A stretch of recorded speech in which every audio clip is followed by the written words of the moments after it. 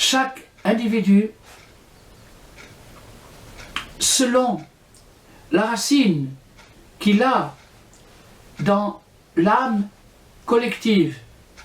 L'âme collective, c'est-à-dire, on peut l'appeler aussi l'âme collective. L'âme collective, c'est-à-dire l'ensemble des âmes tout ensemble. L'ensemble des âmes tout ensemble, c'est ce qui s'appelle en hébreu la Shekhinah, ou la présence de Dieu, et qui se divise en deux parties. Un aspect masculin de la Shekhinah, qui s'appelle Tzadik, et l'aspect féminin de la Shekhinah, qui s'appelle la communauté. Donc l'ensemble, la communauté et le Tzadik, c'est le couple suprême, le couple spirituel suprême, duquel c'est nos parents finalement, les parents spirituels, duquel vont jaillir toutes les âmes. Donc l'âme de chacun est incrustée, elle provient de l'âme collective. La Neshama, l'âme du Tzadik, l'âme collective. Alors maintenant, chacun suivant son branchement dans l'âme collective, c'est-à-dire comme vous voulez, vous arrivez à imaginer un trolleybus qui a des perches, ou un TGV qui a des perches et les fils électriques au-dessus de sa tête. Et bien, spirituellement, c'est la même chose. On a nous aussi une espèce de perche qui nous relie à une source d'énergie infinie. Donc, suivant mon branchement personnel, chacun a un branchement différent. Et ce branchement différent lui demande un comportement différent. On ne peut pas fabriquer des robots. On ne peut pas être conditionnés tous pareils. Il y a une individualité. Bien qu'il y ait une collectivité, la collectivité c'est l'ensemble. On a dit que ça s'appelait la communauté et le juste, le tzaddik.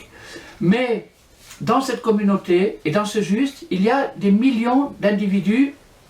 Et ces individus sont spécifiques, particuliers, uniques dans leur fonction, dans leur branchement et dans les résultats qui sont attendus d'eux.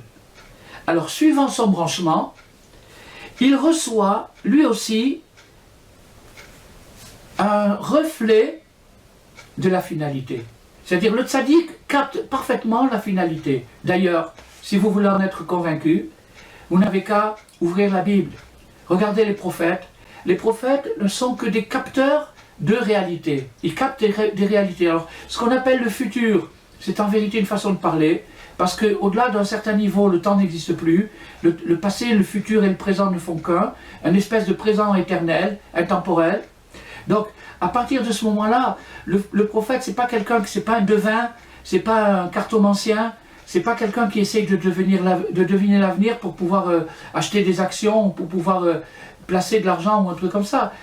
Et c'est pas le futur qu'il voit. Il s'élève au-dessus du temps, il monte dans l'intemporel, et à partir de l'intemporel, il capte toutes les choses qui se sont passées, qui existent et qui vont se passer. Il devient au-dessus du temps.